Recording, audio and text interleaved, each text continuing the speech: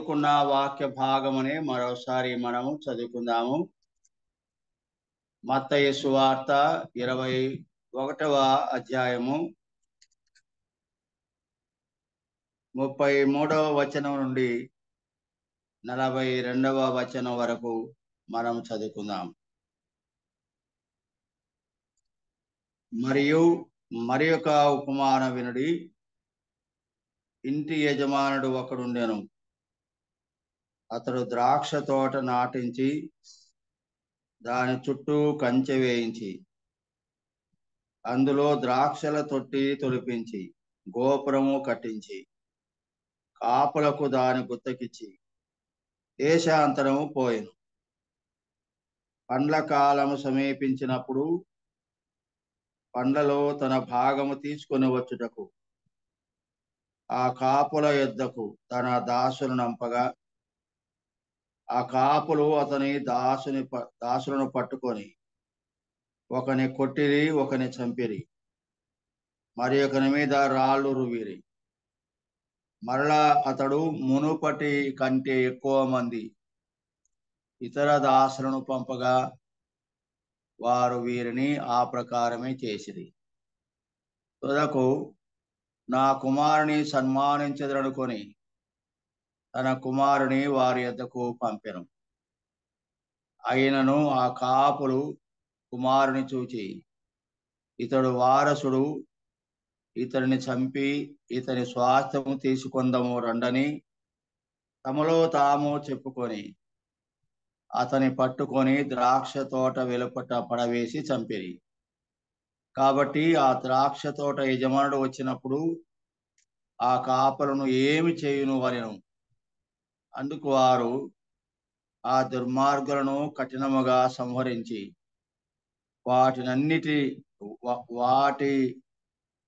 వాటి కాలముల యందు తనకు పండ్లను చెల్లించినట్టు ఇతర కాపులకు ఆ ద్రాక్ష తోట గుత్తకిచ్చునని ఆయనతో చెప్పిరి. మరి యేసు వారిని చూచి ఇల్లు కట్టువారు నిషేధించిన రాయి మూలకు తలరాయి ఆయను. ఇది ప్రభువు వలనే కలిగెను. ఇది మన కన్నులకు ఆశ్చర్యము అను మాట మీరు లేఖనములలో ఎన్నడూనూ చదవలేదా? కాబట్టి దేవుని రాజ్యం మీ యొద్ద నుండి తొలగింపబడి దాని ఫలమిచ్చు జనులకు ఇయ్యబడునని మీతో చెప్పుచున్నాను.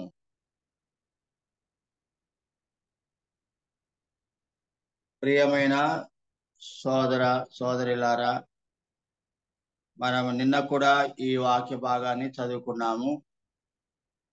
అయితే ఇక్కడ ఒక యజమానుడు అనే మాట కనబడటాన్ని బట్టి ఇంటి యజమానుడు ఒకడు ఉండేను అనే మాట, యజమానుడు అనే మాట మీద మనం నిన్న ధ్యానం చేసుకున్నాం. ఇతనికి ఒక ద్రాక్ష తోట ఉన్నది అనే మాట మనం ఈరోజు చదువుకుందాం. అతడు ద్రాక్ష తోట నాటించెను అనే మాట. ఈ ద్రాక్ష తోట ఎలా నాటించాడు? ద్రాక్ష తోట లేదా ద్రాక్ష చెట్టు లేదా తీగ, ద్రాక్ష అనే మాట, వైన్ అనే మాట ఎక్కడైనా బైబిల్లో మనకు కనబడినప్పుడు అది ఇస్రాయేలు జాతికి ఒక సూచన. బైబిల్లో ఎక్కడైనా మనకు కనబడినప్పుడు ముఖ్యంగా 3 వృక్షాలుగా లేదా చెట్లుగా పోల్చబడతారు ఇస్రాయేలు ప్రజలైన వారు లేదా యూదా ప్రజలైన వారు. ఒకటి ద్రాక్ష, రెండవది అంజూర, మూడవది ఒలీవ అనే మాట మనం చూస్తాం. చెట్లుగా పోల్చాడు యూదా జాతిని. ఏ చెట్లు అంటే ముఖ్యంగా ద్రాక్ష చెట్టుగాను, అంజూరపు చెట్టుగాను, ఒలీవ చెట్టుగాను 3 రకములుగా ఇశ్రాయేలు లేదా యూదులు అనే వారిని దేవుడు పోల్చడం జరిగింది. యేసు ప్రభు కూడా చివరికి ఏమంటాడు అంటే నేను నిజమైన ద్రాక్షావళిని అని యోహాను సువార్త 15 మొదటి వచనంలోనే మనకు కనబడుతుంది. అసలైన ద్రాక్ష నేను. యూదులు లేదా ఇశ్రాయేలు వారు ద్రాక్ష చెట్టుకు ఉండవలసిన గుణలక్షణాలను పోగొట్టుకున్నారు. అంటే వారు జీవితంలో తొలగిపోయి తప్పిపోయిన వారు అని. ఫలించవలసిన వారు ఫలించకపోయినారు అని ఇశ్రాయేలు లేదా యూదులైన వారు తమ సాక్ష్యాన్ని పోగొట్టుకున్నారు అని అర్థం.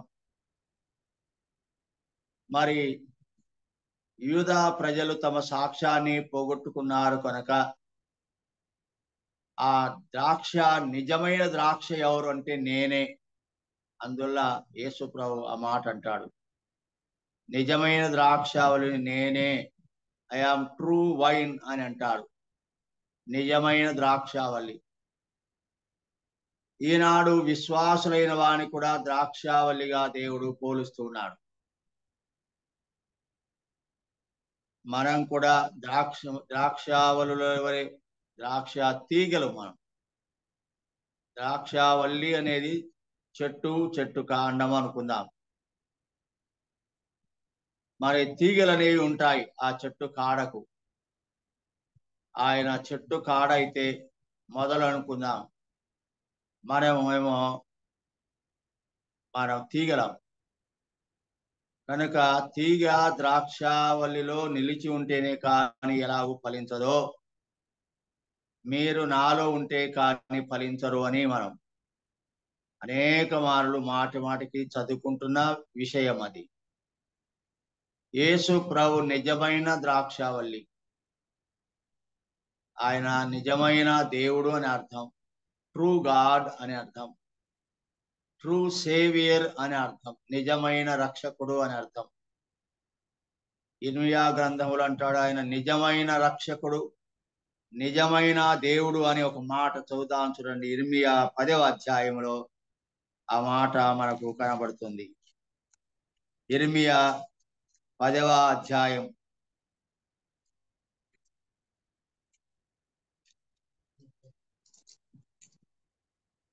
10వ అధ్యాయం 10వ వచనం, యెహోవాయే నిజమైన దేవుడు. యెహోవా ఇస్ ట్రూ గాడ్, నిజమైన దేవుడు. నిజమైన దేవుడు అంటే నిజము కాని దేవుళ్ళు ఉన్నారు అని కదా అర్థం. దేవుడు ఎవరు అనే ప్రశ్న తల ఎత్తినప్పుడు ప్రతివాడిని దేవుడు అని భావించి దేవుళ్ళు అనే పరిస్థితికి రావడం వల్ల బహువచనములో దేవుళ్ళు కాదు, ఏకవచనములోనే దేవుడు. దేవుడు ఒక్కడే, ప్రభువు ఒక్కడే, దేవునికి మానవునికి మధ్యవర్తి ఒక్కడే, ఆయన ప్రభు అయిన క్రీస్తు యేసు అని మనం తిమోతి పత్రికలో చదువుతాం. ఇక్కడ కూడా మనం గమనించినప్పుడు యెహోవాయే నిజమైన దేవుడు. యెహోవాయే నిజమైన దేవుడు. ఆయన జీవము గల దేవుడు. సదాకాలం ఆయనే రాజు. సింగులర్, ఏకవచనానికి కనబడుతుంది. ఆయన ఉగ్రతకు భూమి కంపించును.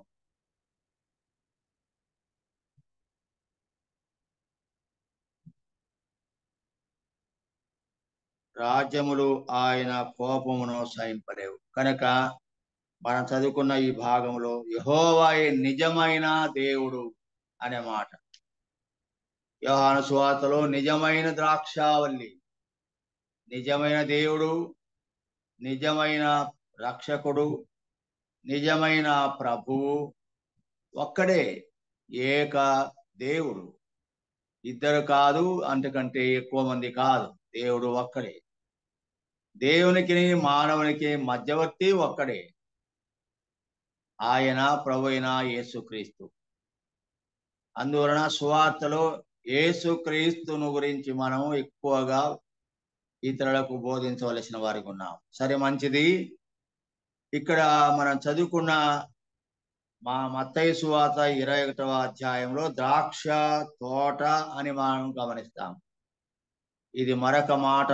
ద్రాక్ష వేరు, ద్రాక్ష తోట వేరు. అంటే అనేక ద్రాక్ష చెట్లు కలిపినటువంటి సముదాయము తోట అవుతుంది. ఇది ఒక సంఘానికి పోలికని కూడా మనం జ్ఞాపకం చేసుకోవచ్చు, ద్రాక్ష తోట అని. కనుక ఒక యజమాని ఉన్నాడు, యజమానికి ఒక తోట ఉన్నది. ఆ తోట ద్రాక్ష తోట. ఏ యజమానైనా ద్రాక్ష తోటను ఎందుకు నాటుకుంటాడు, ఎందుకు పెంచుకుంటాడు? ఒక ముఖ్యమైన తలంపు మనము గమనించవలసింది. చూడండి, యెషయా గ్రంథం మనం మొదటి 5వ అధ్యాయానికి వచ్చినట్లయితే, యెషయా గ్రంథం 5వ అధ్యాయము మనం గమనించినప్పుడు మంచి మాటగా ఇక్కడ కనబడుతుంది. ఉదయకాల ధ్యానానికి, నా ప్రియుని గూర్చి పాడెదను వినుడి, అతని ద్రాక్ష తోటను బట్టి నాకు ఇష్టమైన దాని గూర్చి పాడెదను వినండి. నా ప్రియునికి ఒక ద్రాక్ష తోట ఉంది, నా ప్రియునికి ద్రాక్ష తోట ఉంది. ఆ మత్తయి సువార్తలో యజమానునికి ద్రాక్ష తోట ఉండెను అని మనం చదువుతాం. ఆ యజమానుడైన వాడు గురించి ఇక్కడ కూడా మనం చూస్తే, నా ప్రియునికి ఒక ద్రాక్ష తోట ఉన్నది అని మనం చూస్తాం. ఆ దేవుడైన వాడు, ఆ ప్రభు అయిన వాడు, ఆ ద్రాక్ష తోట యజమాని అయిన వాడు నాకు ప్రియుడు అని భక్తుడు ఇక్కడ పలుకుతున్నాడు యెషయా. ఉదయకాలం మనం ఈ మాటలు కూడా మన మనస్సుకు తెచ్చుకుందాం. ప్రియులారా, దేవుడు ప్రభు అయిన క్రీస్తు యేసు రక్షకుడు మనకు ప్రియుడైన నా ప్రియుడు, నా ప్రియుడు. పరమగీతంలో ఈ మాటలు ఎక్కువగా కనబడతాయి. షూలమ్మితి అనేటువంటి స్త్రీ పలుకుతున్న మాట తన భర్తను గురించి, నా ప్రియుడు, నా ప్రియుడు, నా ప్రియుడు. క్రీస్తు యేసు ప్రభు నీకు, నీ కుటుంబానికి ప్రియుడుగా ఉన్నాడా?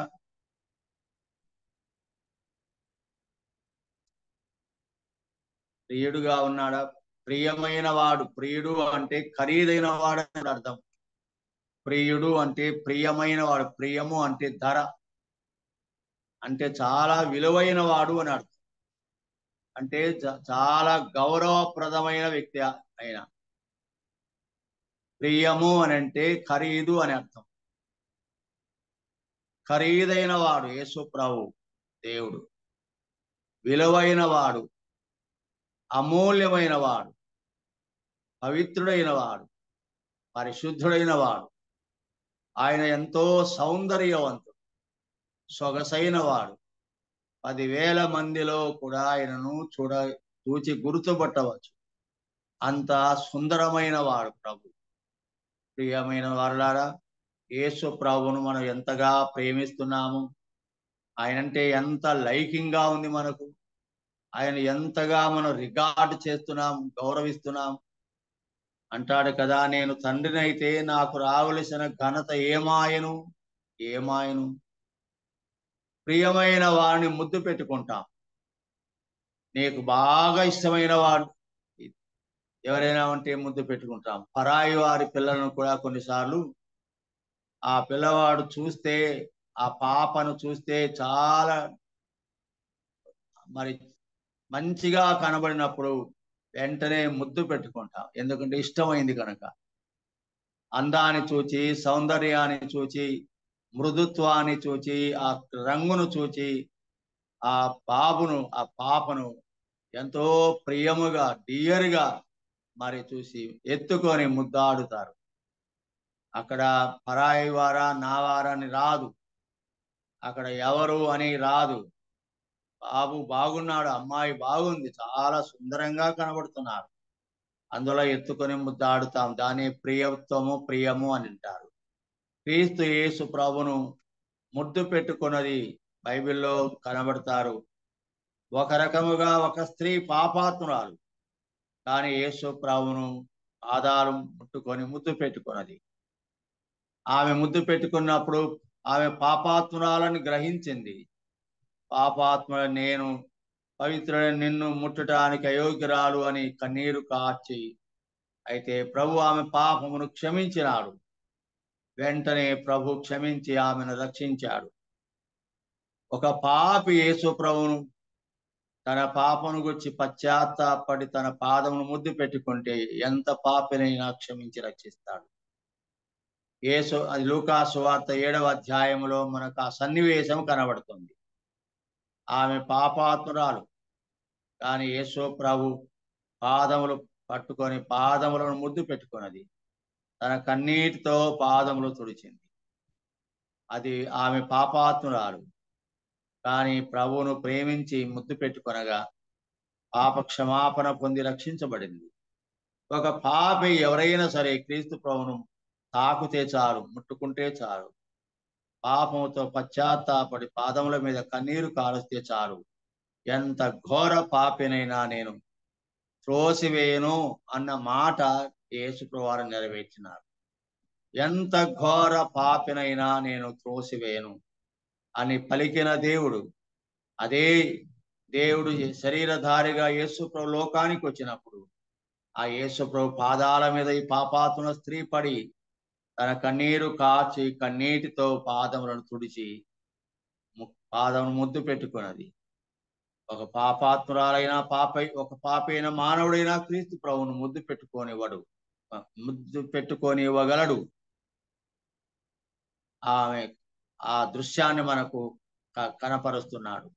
అదే తర్వాత మగ్దలేనే మరియా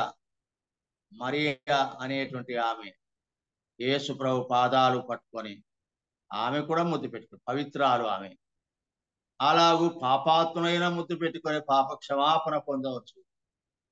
ప్రభువును నమ్ముకొని పవిత్రులుగా తీర్చబడిన వారు ప్రభువును ఆరాధించు నిమిత్తం ఆయన పవిత్రుడని చెప్తూ ప్రభువును ముద్దు పెట్టుకున్నట్టుగా మనము మరొక సందర్భంలో చూడవచ్చు. యేసు ప్రభువుని ఉదయకాలం మనం కూడా ముద్దు పెట్టుకోవచ్చు. ప్రతి ఉదయకాలం క్రీస్తు ప్రభు యొక్క అమృత పాదాలు ఆయనను మనం ముద్దు పెట్టుకోవడం ఎంత ఆశీర్వాదకరం. ఈ కుటుంబ ప్రార్థన వేకోజామున ప్రాతకాలంలో మనం చేయుచున్న పని ఏమిటంటే ప్రభు పాదాల దగ్గరికి వచ్చి కూర్చొని ప్రభు పాదాల దగ్గర మ్రోకరిల్లి ప్రభు పాదాల దగ్గర ముద్దు పెట్టుకొనుట అన్నది మనం గమనించాలి. ప్రియులారా, ప్రభు అంటే నీకు ఇష్టమేనా? ప్రభు అంటే నీకు ప్రియుడుగా ఉన్నాడా? ప్రభు అంటే నీకు ప్రీతిగా ఉన్నాడా? ప్రభు అంటే ప్రియమైన వాడుగా ఉన్నాడా? నా ప్రియుడు నా ప్రియుడు నా ప్రియుడు ధవలవర్ణుడు రత్నవర్ణుడు అని మనం పరమగీతంలో చదువుతాం కదా.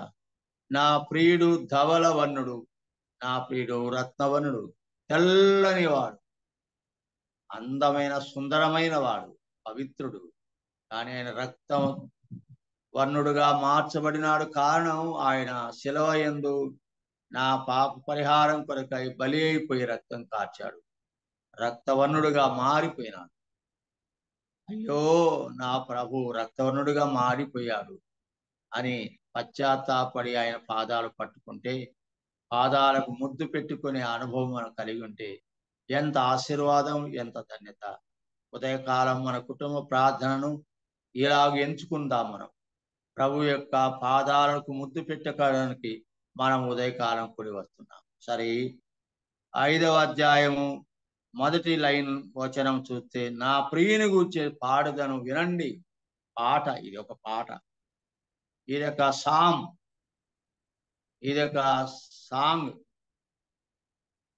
ఇది ఒక పాట. ప్రభు సన్నిధిలోకి వచ్చినప్పుడు మనం రమ్యముగాను మధురముగాను శ్రావ్యముగాను ప్రభుని గురించి పాడుట ఆశీర్వాదకరమైన విషయం. ఏమంటాడు చూడండి, నా ప్రియుని గూర్చి పాడుదను వినుడి, అతని ద్రాక్ష తోటను బట్టి నాకు ఇష్టడైన వాని గురించి పాడుదను వినుడి అంటాడు. నాకు ఇష్టడైన వాడు, నాకు ఇష్టడైన వాడు అనే మాట చదువుతాం. ప్రియమైన వాడు అనే మాట, నాకు ఇష్టడైన వాడు, ఎంత చక్కని మాట. ప్రభు అంటే ఇష్టపడతావా? ప్రభు నీకు ఇష్టడైనా? ప్రభు అంటే నీకు ఇష్టడేనా అని. అవును, నాకు ఇష్టడు, నాకు ప్రియమైన వాడు, ఐ లైక్డ్ హిమ్ అనే మాట. నేను ఆయన ఇష్టపడతాను, ఆయన అంటే నాకు చాలా ఇష్టం. I loved him so greatly, గొప్పగా నేను ప్రేమిస్తాను, ఆయన ఎక్కువగా నేను ఇష్టపడతాను. ఆయనకు మించి నేను ఎవరిని ఇష్టపడను. ఆయనే అందుకే కొంతమంది ఇలాగంటారు, నా ఇష్ట దైవము అని సాధారణంగా లోకములు అనుకుంటుంటారు. నా ఇష్ట దైవం. అవును, నీకు ఇష్టడైన వాడెవడు? నీకు ఎక్కువగా ఇష్టడైన వాడెవడు? ఎక్కువగా ఎవరిని ఇష్టపడతావు నీవు? ఎవరిని ప్రేమిస్తావు నీవు? ఎవరంటే నీకు ఇష్టం చెప్పగలవా? యేసు క్రీస్తు అంటే నాకు ఇష్టడు. ఆయన మించిన ఇష్టమైన వారు ఎవ్వరూ లేరు నాకు. యేసు ప్రభువును నేను ఇష్టపడినంతగా, యేసు ప్రభు నేను ప్రేమించినంతగా నేను ఎవరిని ప్రేమించను, ఎవరిని ప్రేమించను, దేనిని ప్రేమించను. అందరికంటేను, అన్నిటికంటేను ఎక్కువగా క్రీస్తు ప్రభువును నేను ప్రేమిస్తాను. ఆయన అంటే నాకు ఇష్టం, ఆయన అంటే నాకు ఇష్టం. ఆయనలోని పవిత్రత నాకు ఇష్టం, ఆయనలోని పరిశుద్ధత నాకు ఇష్టం. ఆయన పవిత్రుడు సుమా, ఆయన పవిత్రుడు, అతి సౌందర్యవంతుడు. ఆయన 10,000 మందిలో గుర్తించదగిన సౌందర్యవంతుడు. ఆయన దైవ స్వరూపి, ఆయన ఆత్మస్వరూపి, ఆయన మరి ఆత్మస్వరూపి, ఆయన ప్రేమాస్వరూపి, ఆయన సత్యస్వరూపి. అచ్చగా సత్యం అంటే ఏంటో ఆయనలోని చూడాలి, ప్రేమ అంటే ఆయనలోనే చూడాలి. ఆయన ప్రేమాస్వరూపి, ఆయన మహిమాస్వరూపి, ఆయన సత్యస్వరూపి. ఇలాగ మనం యేసు ప్రభువును చూచి గమనించినప్పుడు ఆయన అంటే నాకు ఇష్టం.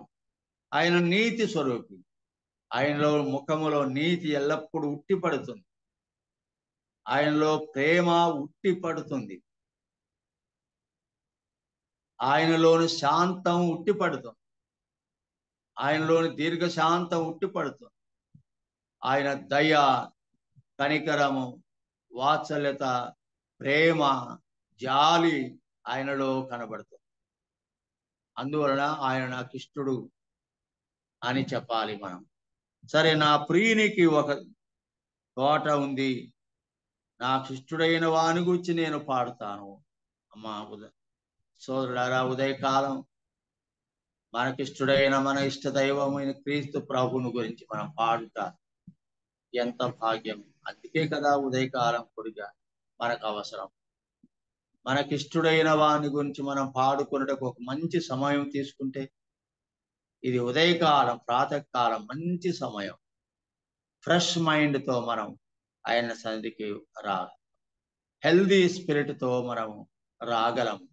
హెల్దీ స్పిరిట్, ఉదయకాలం లేవగానే నిర్మలమైన మనసు, ప్రశాంతమైన మనసు, ఆందోళనలు, వ్యాకులాలు, కలవరాలు, కష్టము, ఇంకా ఏదో తొందరపాటు లేని ఒక ప్రశాంతమైన ఉదయకాల సమావేశం మనం అవుతాము. కాబట్టి ప్రభువును గురించి మనం పాడవలసిన వారిగా ఉన్నామని చూస్తాం. ఇక్కడ ఇంకొక మాట చెప్పుకొని మనం ముగించుకుందాము. ఎందుకంటే ఏ యజమాని అయినా చేసే పని ఏంటి? ఒక తోట యజమాని ఆ తోట కొరకు ఏం చేస్తాడు? చూడండి, మనం చదువుతాము. సత్తువ భూమి గల కొండ మీద నా ప్రియునికి ఒక ద్రాక్ష తోట ఉండేది. ఆ యజమానుడైన వానికి ఒక ద్రాక్ష తోట ఉన్నట్టుగా నా ప్రియునికి ఒక ద్రాక్ష తోట ఉన్నది అని అంటూ ఏమంటాడు చూడండి. ఆ భూమి సత్తువ గల భూమి, సారవంతమైన ఫెర్టైల్ ల్యాండ్, సారవంతమైన భూమిని కలిగి ఉన్నాడు ఈ యొక్క. కనుక ద్రాక్ష తోట యజమాని అయిన వాడు తన ద్రాక్ష తోటను నాటడానికి, పెంచడానికి తాను తీసుకుంటున్న వనరులు ఏమిటి అంటే, ఒకటి భూమి. ఏ తోటైనా ఏ పైరైనా మనం పెట్టాలి, పండించాలి అంటే మొదట భూమి సెలక్షన్ సరైనదిగా ఉండాలి. భూమి నిస్సారమైనది, చవిటి భూమి, నిస్సారమైన భూమి ఏ రైతు కూడా కోరుకోడు. మంచి భూమిని కోరుకుంటాడు. అలాగే ఇక్కడ నా యజమానుడైన వాడు నాకు ప్రియుడైన వానికి సత్తువ గల భూమి ఉన్నది అన్నాడు. అంటే ద్రాక్ష తోటకు ఆ రైతు అనేవాడు లేదా యజమాని అనువాడు మంచి భూమిని సమకూర్చాడు. ఎందుకంటే అది మంచిగా పండాలి, ఫలం ఇవ్వాలి. మంచి ఫలములు కోరే ఎవరైనా సరే దానికి కావలసిన వనరులను మంచి వాటిని ఇవ్వగలడు అని ఒక అర్థం. గమనించండి, మన కొరకు దేవుడు సృష్టించినవి యావత్తు కూడా మంచి వాటిని దేవుడు సృష్టించాడు. సత్తువ గల భూమి, నిస్సారమైన భూమి కాదు, చౌటి భూమి కాదు, మొక్క మొలవని భూమి కాదు, పెరగని భూమి కాదు. అది చాలా సారవంతమైన ఫెర్టైల్ ల్యాండ్ అని మనం చూస్తున్నాం. సారవంతమైన ఫలమిచ్చేటువంటి భూమి సత్తువ భూమి, ఫలించడానికి అన్ని విధములుగా అనుకూలమైన భూమి అని అంటాం. ఫలించడానికి, ద్రాక్ష తోట బాగా ఫలించడానికి తాను కోరుకున్న, ఏరుకున్న, ఎన్నుకున్న భూమి చాలా సారవంతమైన భూమి. చూడండి, యజమానుడు ఎంత జ్ఞాని అయిన వాడు. యజమాని అయిన వాడు ద్రాక్ష తోట బాగా పెరిగి ఫలమిచ్చినట్లుగా అతి సారవంతమైన భూమిని, అనుకూలమైన భూమిని, మేలైన భూమిని, శ్రేష్టమైన భూమిని సమకూర్చాడు. ఇందులో గొప్ప పాఠాన్ని మనం నేర్చుకోవాలి.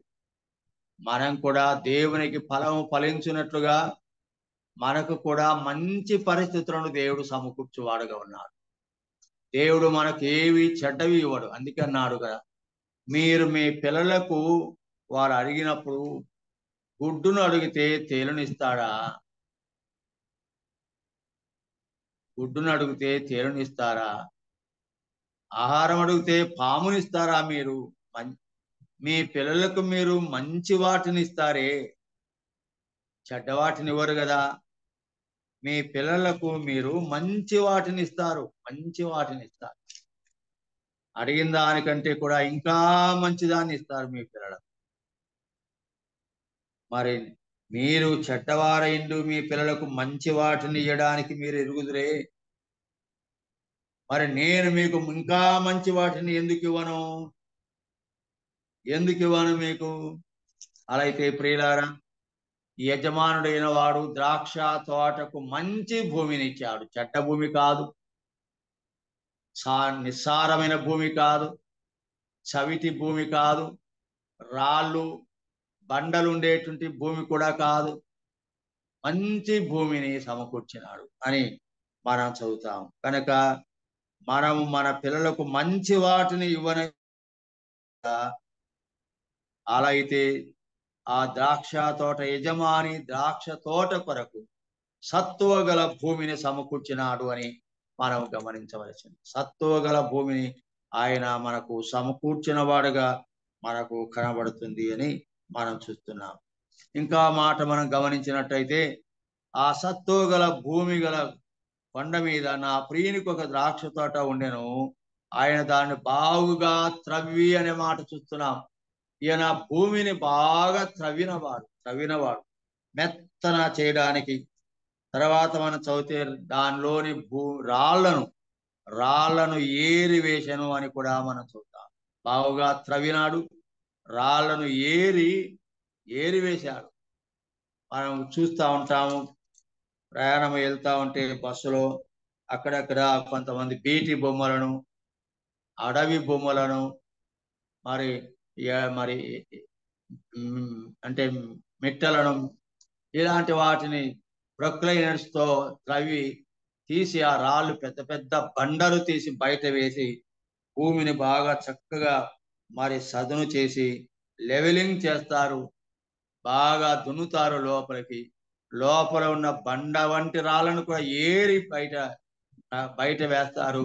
అదే రాళ్లతో గోడ కూడా కడతారు. ఆ యొక్క భూమిని సారవంతంగా మృదువుగా తయారు చేయడం అనేటువంటిది కూడా మనం చూడవచ్చు. ఎంత మంచి పాఠం అందులో మనం నేర్చుకోవాలి. కనుక ఇందులో మంచి భూమి సారవంతమైనది, అందులో లోతుగా దున్నినాడు, తర్వాత అందులో ఉన్న రాళ్లను బండలను ఏరి పక్కకు వేశారు, భూమి అంతా చదును చేయబడింది అని మనం చదువుతాం. ఇంకా చూడండి ఏమంటాడు, శ్రేష్టమైన ద్రాక్ష తీగలను నాటించను. మరి విత్తనం మంచిది, భూమి మంచిది, నేల మంచిది, సారవంతమైంది, అందులో రాళ్ళు లేవు, అవి ఏరి వేయబడ్డాయి. ఆ మీదట రాళ్లతో చుట్టూ గోడ కూడా కట్టబడింది, ప్రాకారం, పశువులు రాకుండా. ఆ తర్వాత శ్రేష్టమైన ద్రాక్ష తీగ, మంచి ద్రాక్ష తీగను తీసుకువచ్చాడు. భూమి మంచిది, నీరు మంచిది, విత్తనం మంచిది, అన్ని మంచివి మంచివి మంచివి మంచివి. మన ఆది కాండంలోనే మొదటి అధ్యాయములు చూస్తాము. దేవుడు చేసినవన్నీ కూడా 6 దినముల సృష్టిని చూచినప్పుడు అది మంచిదిగా మంచిదిగా మంచిదిగా అని, ఏ రోజుటికి ఆ రోజు అది మంచిదిగా ఉంది. చివరిగా ఫైనల్ డే చూచినప్పుడు అది చాలా మంచిదిగా ఉంది. దేవుని స్వభావం, దేవుని లక్షణం ఎప్పుడు కూడా మంచిని చేయాలి, మంచిది చేయాలి, మంచిది చేయాలి, మంచిగా చేయాలి. ఈ దృక్పథము, ఈ లక్షణాన్ని మనం కూడా అలవర్చుకోవాలి. మంచిని చేయాలి, ఎప్పుడు కూడా మంచిని చేయాలి, మంచిది చేయాలి. 2 మాటలు కూడా మంచిగా చేయాలి, మంచిది చేయాలి. మంచిదైన దాన్ని మనం చేయాలి, ఆ చేసేది కూడా మంచిగా చేయాలి. 2 వేరు పదాలు, మంచిది, మంచిగా. కనుక దేవుడు తన సృష్టి చేసినప్పుడు సృష్టి యావత్తును మంచిగా చేశాడు, మంచిదిగా చేశాడు, మంచిగా చేశాడు, మంచిగా చేశాడు. మన జీవితాల్లో కూడా ఏ పని చేసినా, మనం ఏది చేసినా సరే, ఇంటిలో పని, సంసారిక జీవితం కానీ, వ్యవసాయిక సంబంధమైన పని, వృత్తి కానీ, మరి ఇతరమైన ఉద్యోగం, వ్యాపారం, మరొక ఏదైనా సరే, ఈ 2 మనం గుర్తుపెట్టుకోవాలి మన జీవితంలో. ఒకటి, చేసేది ఏదైనా మంచిగా చేయాలి. మనం చేసేదైనా మంచిగా చేయాలి, మంచిదిగా చేయాలి, మంచిగా చేయాలి.